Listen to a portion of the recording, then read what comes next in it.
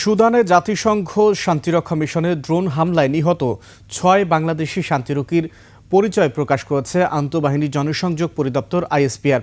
গতকাল আবেই এলাকায় এই হামলার ঘটনা ঘটে, এতে আরও ৮ জন আহত হয়েছেন। রোববার দুপুরে আইএসপিআর-এর ভেরিফাইড ফেসবুক পেজে দেওয়া পোস্টে জানানো হয়, শহীদ ৬ শান্তিরক্ষী হলেন কর্পোরাল মোহাম্মদ মাসুদ রানা নাটোর, সৈনিক মোহাম্মদ মমিনুল ইসলাম কুড়িগ্রাম, সৈনিক শামীম রেজা রাজবাড়ী, সৈনিক শান্ত মণ্ডল কুড়িগ্রাম, মেস ওয়েটার মোহাম্মদ জাহাঙ্গীর আলম কিশোরগঞ্জ ও লন্ড্রি কর্মী মোহাম্মদ সবুজ মিয়া গাইবান্ধা।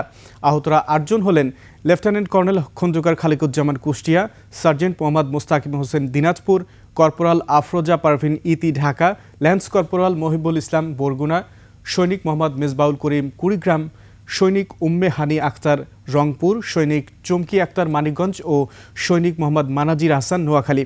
আইএসপিআর জানায়, কাদুগলি লজিস্টিক্স বেইজে গতকাল স্থানীয় সময় বিকেল ৩টা ৪০ থেকে ৩টা ৫০ মিনিটের মধ্যে এই হামলা চালানো হয়।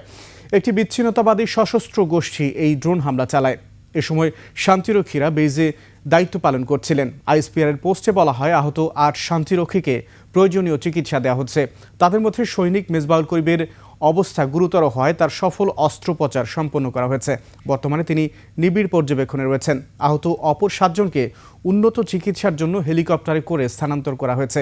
তারা সবাই শঙ্কামুক্ত রয়েছেন।